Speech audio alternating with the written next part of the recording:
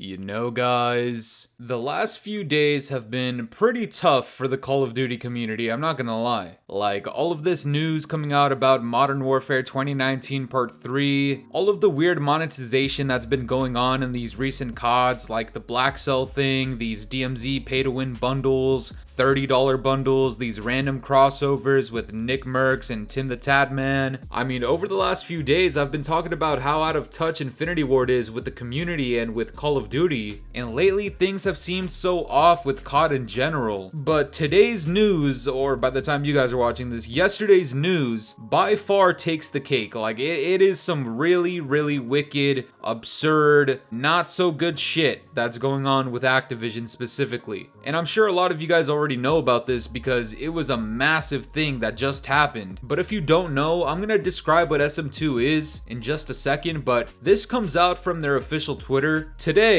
a team member received a cease and desist letter on behalf of Activision Publishing in relation to the SM2 project. We are complying with this order and shutting down all operations permanently. Thank you all for your support over the past 2 years. Now, I don't think there's any better way to describe what SM2 is or was, other than just saying that was the golden ticket. It was the golden opportunity for the Call of Duty community. It was the golden ticket for all of the diehard fans, for all of the OGs, and for everybody who's simply tired and exhausted over the last 4 years of these horrible, just whack-ass titles in Call of Duty, starting with MW 2019 to the present day. These are some of the worst Call of Duties that we have ever witnessed in terms of community relations and overall transparency with the developers and with Activision. I think if you're even somewhat a fan of these recent CODs, I think everybody can agree that the previous CODs from the Golden Era are miles and miles ahead of these recent CODs in terms of quality and quantity of content, in terms of the developers and reception and actually receiving feedback. In so many different ways are the previous Call of Duties better than these recent ones. And to me, SM2 simply looked like the best alternative, the best callback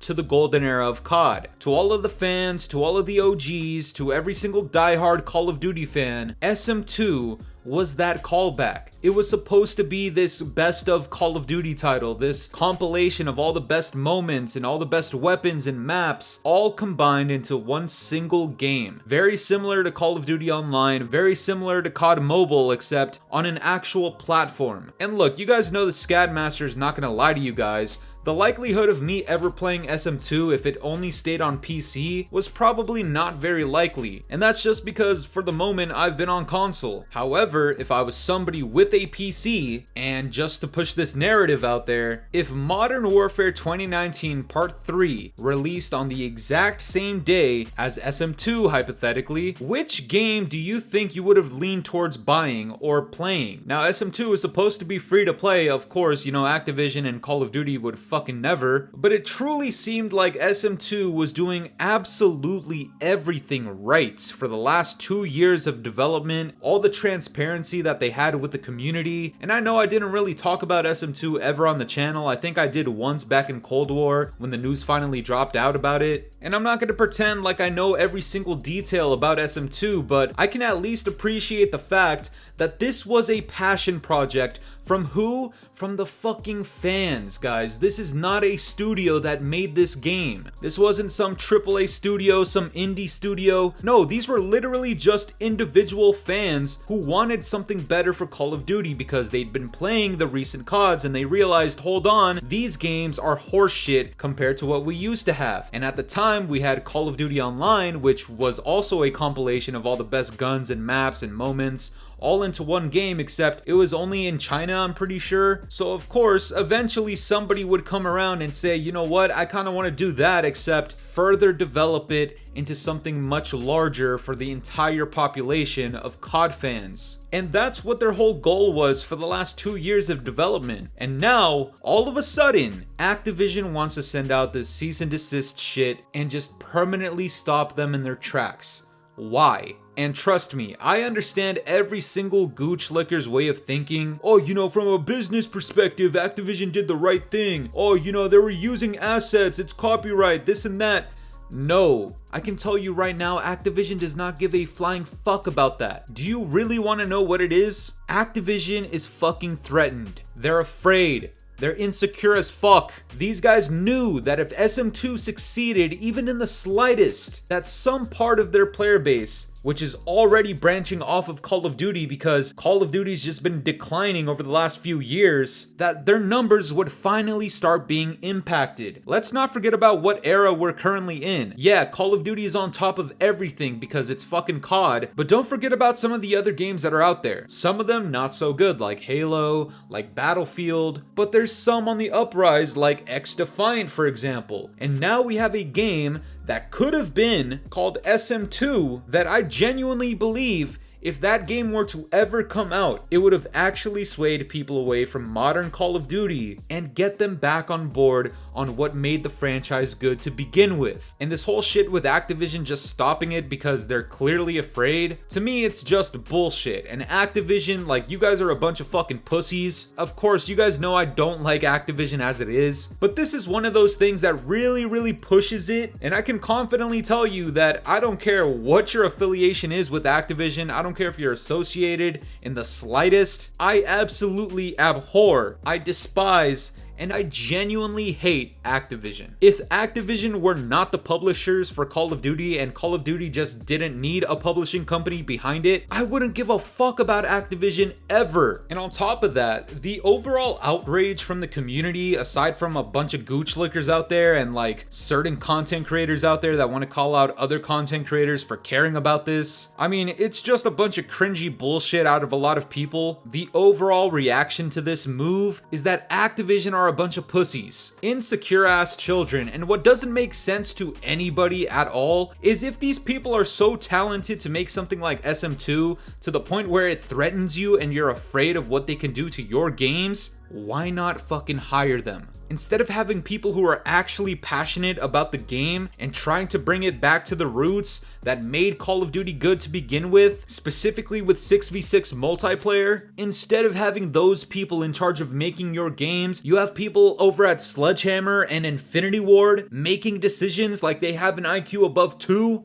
No. We have developers saying Border Crossing is a good map because it's not sweaty. What the fuck does that even mean? We have Sledgehammer that just made one of the worst Call of Duties of all time. We're rushing out products to the community because MW2 failed. And you have the nerve to think MW 2019 Part 3 is going to be good and it's actually something that you should push out to your consumers and your fans just because of the name and because you're gonna save up all of these MW2 original maps and put them in that game? Activision, fuck you guys. Nobody with a brain is happy or satisfied with this decision. I know there's a lot of gooch lickers out there that for whatever reason they might not have liked the idea of SM2. I'm just gonna be straight up, and I don't care how many console players get upset with me, this is coming from a console player. Most gooch lickers, most noobs, most sentinels, most people that Infinity Ward caters to, console players. You would have never touched SM2 to begin with. This would have had no impact on your experience with Call of Duty. I genuinely feel bad for these developers because they spent so much time and they made so much progress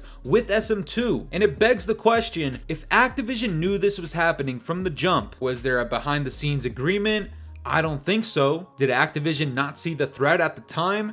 Probably. But this whole thing about waiting 2 years out before actually putting out a cease and desist, after these people poured in so many hours and days and months and literally years, you want to shut it down after all of the time they put into it. Unbelievable. That is actually disgusting. Now, there's a few different theories about why this could have happened. I mean, I've seen this one float around a lot. I guess SM2 was originally on the MW2 engine from back in the OG days. And because, just over time there's more advancements and, the previous stuff is a lot more limited, they essentially had to upgrade to the MWR engine. And while doing so, they put this out. Do I need to buy MWR on Steam in order to play this?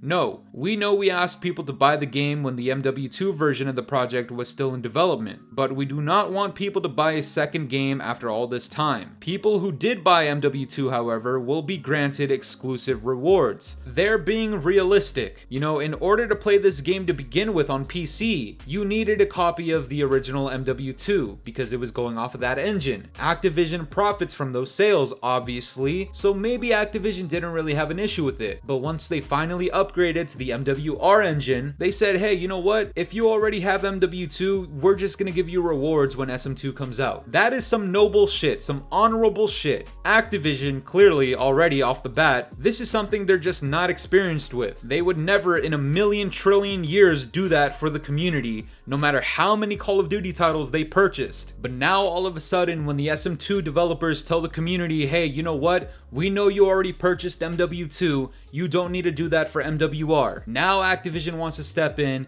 and send out a cease and desist because they're no longer profiting, and it's not like they're not profiting, it's that they're not profiting even more. And instead of contacting the developers with SM2, and instead of talking things out, or coming to an agreement, or talking logistics, or even ethics. No, you don't want to do that. You want to go resort to some pussy shit and jump the gun and send out a cease and desist order. Absolutely disgusting. But that's gonna do it for me today, guys. I'm curious to know what you guys think about this. If you have any more information on this story, or if you want to add anything to this, just let me know down in the comments below. And if you enjoyed today's video, make sure to leave a like, subscribe if you're new, hit the bell notifications to stay up to date with my newest videos. And yeah, guys, it's been the boy Fooly. Have yourselves a good one. I'm out of here. Toodles. It's been a very long time since the weekend. It's been a very